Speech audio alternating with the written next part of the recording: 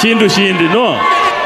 Haya karibu alafu utaita senators wale wamebaki.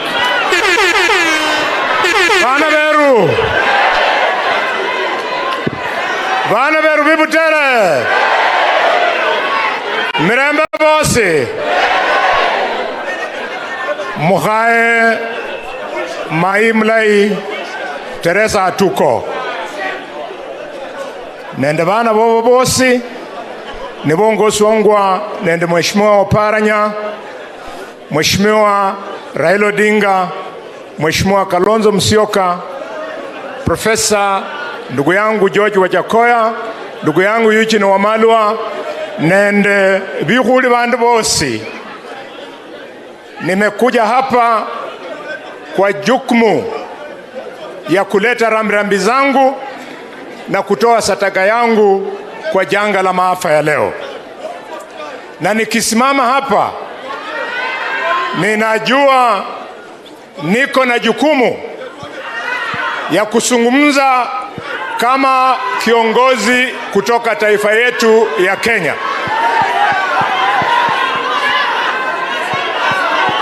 Na chenye ninataka kusema ni hivi, kwamba Mheshimiwa Raila, Mheshimiwa Kalonzo, we are at a turning moment in the history of the Republic of Kenya. And because of this, the children have come out, but there is no child mwenye anakataa mzazi. Vile sisi kama wanaseneti tumeona mkituelekeza vile mnafikiria, we are reflecting on it, na ukweli ni kwamba katika seneti wenzangu wako hapa, we will do all it will take to make sure that Kenya yetu ibaki Kenya. Nikisema hivi, najua president amechukua hatua, na hiyo hatua yenye president amechukua, kuna ile ambaye imebaki. Tunaomba rais kwamba Your Excellency, vile umevunja baraza lako la mawaziri, watu watarudi nyumbani, wataulizwa maswali na jamii zao. Sisi kama watu wa mkoa wa Magharibi, President William Ruto, tunakuomba utuletee wanaume wawili hapa nyumbani, tunataka tuwaulize maswali. Tunataka utuletee Wetangula atoke Nairobi akuje, utoe Mudavadi atoke huko akuje, tunataka kuwauliza maswali. We want. Wewe sikia mtoto Mluya.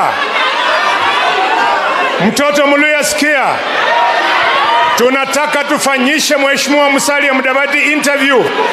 Atuambie wakati inzi ilikuwa inaharibika, yeye alikuwa wapi kama advisor wa President William Ruto. Number 2, we want Mheshimiwa Wetangula kuja hapa Kakamega, tumuulize airport ya Kakamega mbona aling'oa akapeleka Bungoma.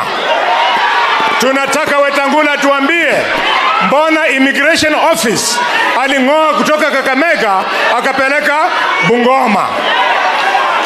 Your Excellencies, yile maneno yalitamkwa na rais, kila mtu ajibike. Rais amesema bibi yake, bibi ya Mudavadi na bibi ya